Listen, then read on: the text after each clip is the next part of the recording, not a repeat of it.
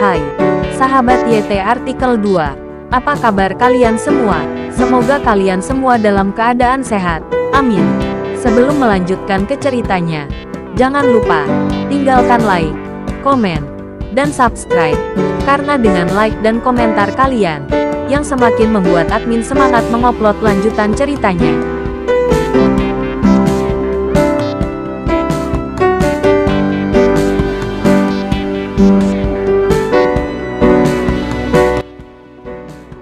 Episode 262.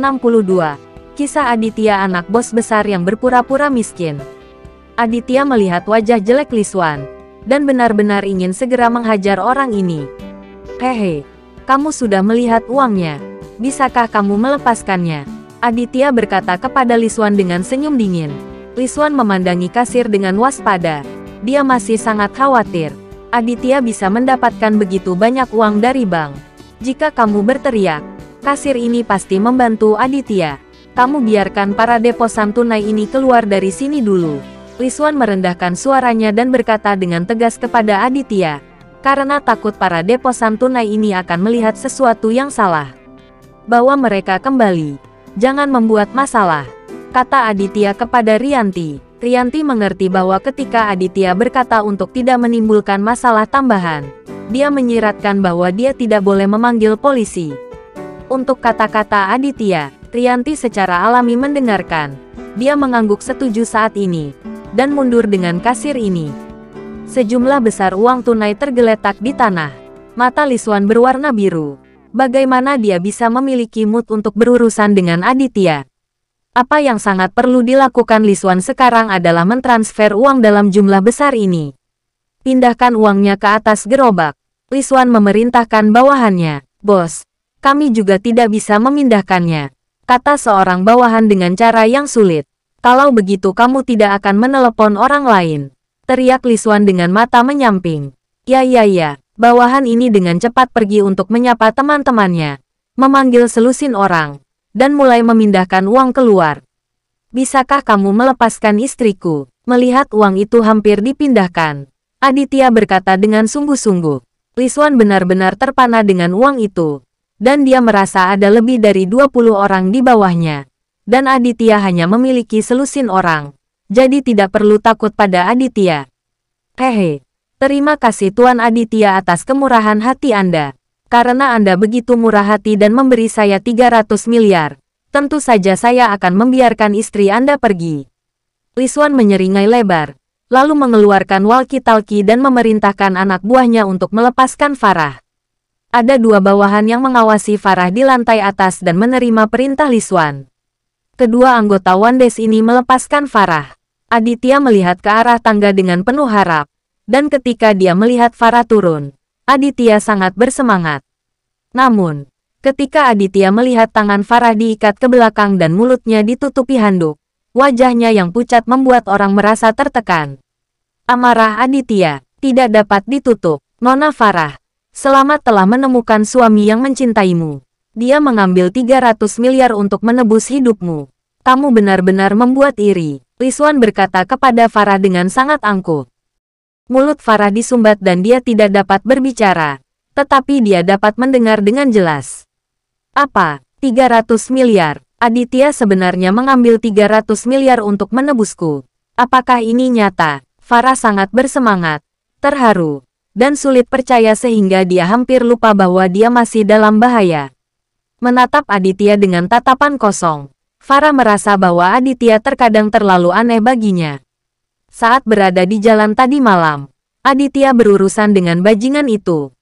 Aditya benar-benar mengeluarkan pistol. Sampai sekarang, Farah tidak tahu bagaimana Aditya memiliki senjata.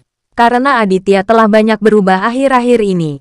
Terkadang Farah tidak berani bertanya secara mendalam.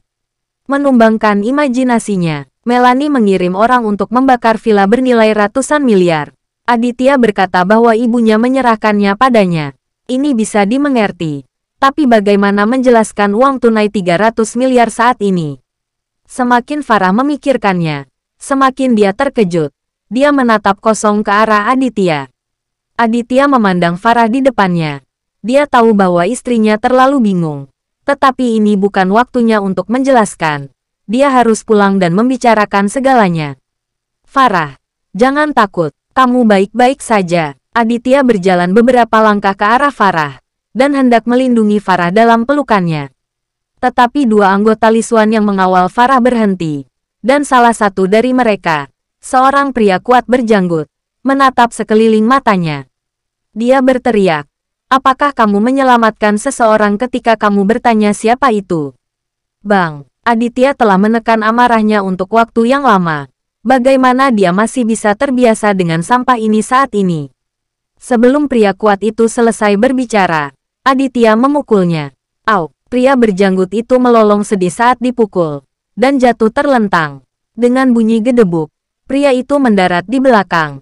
Tidak bisa bangun sambil bersenandung.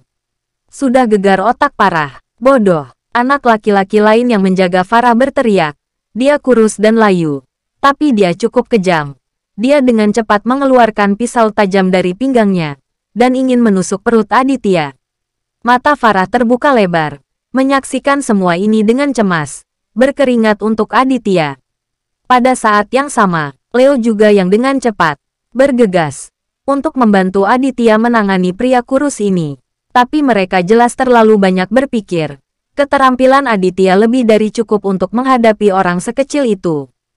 Melihat Aditya meraih pergelangan tangan pria kurus itu dengan jentikan pergelangan tangannya, dan meraih pisau itu dengan tangan kosong. Ah, kamu! Pria kurus itu hanya merasakan sakit di pergelangan tangannya. Dia tidak bisa memegang pisau dengan mantap, dan jantungnya menjadi dingin karena kaget, ledakan. Sebelum lelaki kurus itu sempat bereaksi, pisau di tangannya jatuh ke tangan Aditya. Lalu Aditya menendangnya keluar. Pria kurus itu menjerit dan terlempar keluar. Terbang sejauh 2 atau 3 meter sebelum jatuh ke tanah. Ini hanya hitungan detik. Aditya merobohkan dua orang yang mengawal Farah. Lisuan tercengang. Dia samar-samar merasa ada yang tidak beres. Meskipun telah melihat kekuatan Aditya sebelumnya. Tetapi terakhir kali hanya dia dan saudaranya Lisuan dibersihkan oleh Aditya. Dia masih tidak yakin. Dengan banyaknya orang di sini hari ini, Lisean masih sangat yakin. Hanya saja kekuatan yang ditunjukkan Aditya tadi terlalu kuat, dan Lisuan juga merasa sedikit lemah di hatinya. Sial, Aditya. Aku membiarkan istrimu pergi. Mengapa kamu masih menyakiti orang-orangku? Lisuan mengutuk dengan marah, dengan tatapan yang sangat masuk akal, dan berunding dengan Aditya. Aditya tidak bisa menahan cibiran untuk beberapa saat setelah mendengar ini. Dia menertawakan Lisuan karena menganggap dirinya serius, dan sebenarnya ingin menyerahkan uang dan lainnya. Bukan hanya orang yang menyakitimu. Aku tidak ingin kamu pergi dari sini hari ini, kata Aditya kepada Lisuan dengan suara dingin.